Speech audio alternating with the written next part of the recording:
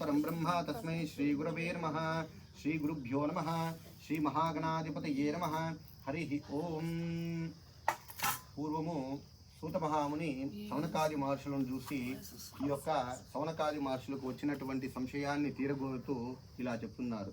సౌనకాది మహర్షులు ఇలా అడుగుతున్నారు, స్వామి, ఈ లోకంలో స్త్రీలకు సర్వ సౌభాగ్యాలు సంపదలను ఇచ్చేటువంటి పూజ ఏదైనా ఉందా అని అలా అడిగినప్పుడు సూత మహాముని ఇలా చెప్తున్నారు, ఓ సౌనకాది మహర్షులారా, ఈ యొక్క మీరు అడిగినటువంటి సంశయానికి గాను పూర్వము పార్వతీదేవికి పరమేశ్వరుడు చెప్పినటువంటి ఆ యొక్క కథనే నేను మీకు చెప్తాను వినుము అని చెప్పి ఇలా చెప్తున్నాడు.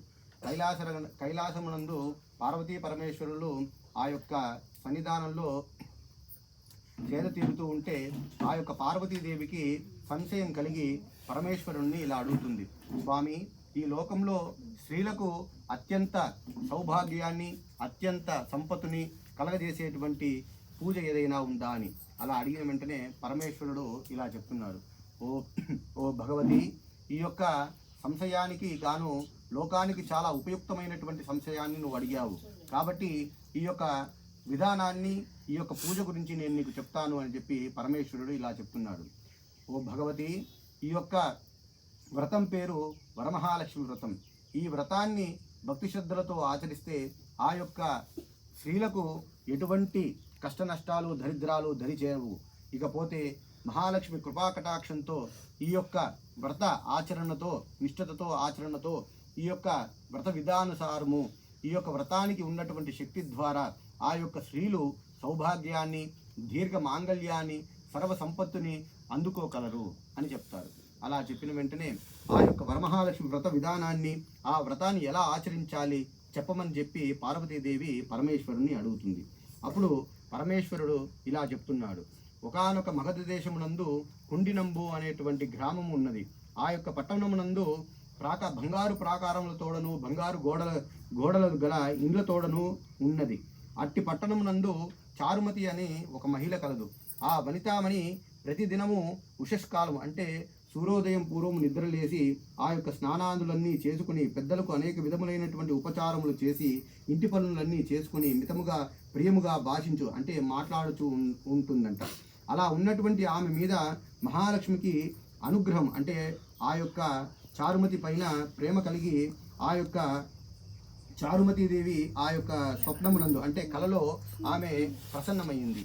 ఓ చారుమతి, నేను వరలక్ష్మీదేవిని, నీ యందు నాకు అనుగ్రహం కలిగినది, ప్రత్యక్షమైతిని. శ్రావణ శుక్ల పౌర్ణమికి ముందు వచ్చేది శుక్రవారము నాడు నన్ను పూజించిన నీవు కోరిన వరంబులు ఇచ్చెదను అని చెప్పింది.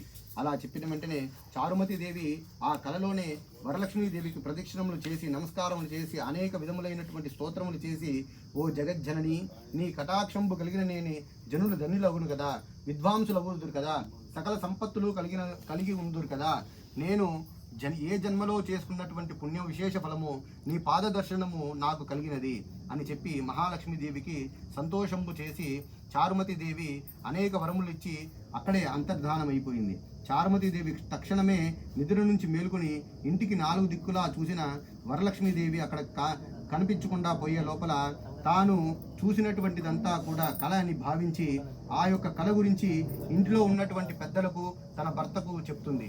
అలా చెప్పిన వెంటనే వారు ఆ యొక్క కళను అనుసారంగా వచ్చేటువంటి శ్రావణ శుక్ల పౌర్ణమికి ముందుగా వచ్చేటువంటి శుక్రవారం రోజు అమ్మవారి యొక్క వరమహాలక్ష్మి వ్రతాన్ని ఆచరించమని చెప్పి చెప్తారు. అలా చెప్పిన వెంటనే ఆ చారుమతీదేవి ఆ శ్రావణ శుక్రవారము పౌర్ణమి ముందుకు వచ్చేటువంటి శుక్రవారం కోసం ఎదురు చూస్తూ ఉంటుంది. ఆ యొక్క కాలం రానే వస్తుంది. అలా వచ్చిన వెంటనే ఆ యొక్క చారుమతీదేవి తన పట్టణంనందు ఉన్నటువంటి స్త్రీలనందరినీ పిలిచి ఈ యొక్క వరమహాలక్ష్మి వ్రతం చెప్పిన విధముగా ఆ యొక్క వ్రతాన్ని ఆచరిస్తుంది. ఆ యొక్క వ్రతం చేసిన వెంటనే ఆ యొక్క వ్రతానుసారము ఆ వ్రత యొక్క శక్తి మహిమతో ఒక్కొక్క ప్రదక్షిణ చేస్తున్నటువంటి స్త్రీలకు ఒక ప్రదక్షిణ చేసిన వెంటనే కాళ్ళకు గజ్జలు వచ్చి గలగలామని ఆ యొక్క శబ్దాలు వినిపిస్తూ ఉంటుంది. అలా ఉండగా ఇంకొక ప్రదక్షిణను చేసిన వెంటనే ఆ యొక్క వరమహాలక్ష్మి దేవత యొక్క కటాక్షముతో ఆ యొక్క ఉన్నటువంటి ఆ స్త్రీలకు చేతులకు బంగారు గాజులు వజ్ర వైడూర్యాలతో కూడుకున్నటువంటి ఆభరణములు వస్తాయి.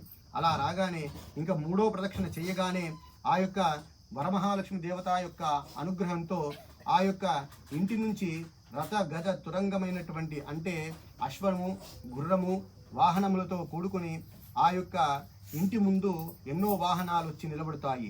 ఆ యొక్క వ్రతంలో పాల్గొన్నటువంటి మహిళల యొక్క ఇల్లంతా కూడా స్వర్ణమయమయ్యి ఆ యొక్క ఎంతో విరాజిల్లుతూ ఉంటాయి.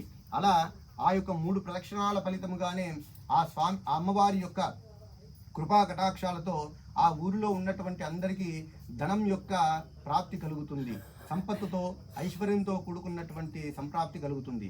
అలా ఆ యొక్క దీన్ని చూసి ఆ యొక్క ఉన్నటువంటి ఆ స్త్రీలందరూ కూడా ఆహా ఏమి పుణ్యం చేశాం మనము, చారుమతి దేవి యొక్క పుణ్యంతో ఆ యొక్క వ్రత ఆచరణతో ఆ వ్రతం చూసినంత మాత్రానే మనకి ఇంతటి సంపత్తిని ఇచ్చింది కదా అమ్మవారు అని చెప్పి మనసులో చాలా ఆనందపడుతూ ఆ యొక్క వచ్చినటువంటి వాహనములలో ఆ యొక్క స్వామి అమ్మవారి యొక్క ఇచ్చినటువంటి తాంబూలాదులన్నీ స్వీకరించి ఆ యొక్క వచ్చినటువంటి వాహనాల్లో తిరుగు ప్రయాణం అవుతారు.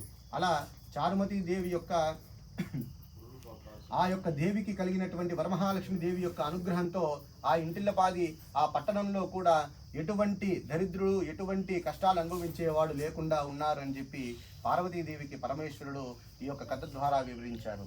ఓం శ్రీ వరమహాలక్ష్మి దేవతార్పణమస్తు. శ్రీ వరమహాలక్ష్మి దేవతాంతర్గత శ్రీ వారాహి దేవతా సుప్రసన్నో వరదో భవతు. సర్వం శ్రీ వరమహాలక్ష్మి దేవతా అర్పణమస్తు. ఓం శ్రీ వరమహాలక్ష్మి దేవతాభ్యో నమః. మహానైవేద్యం నివేదయామి.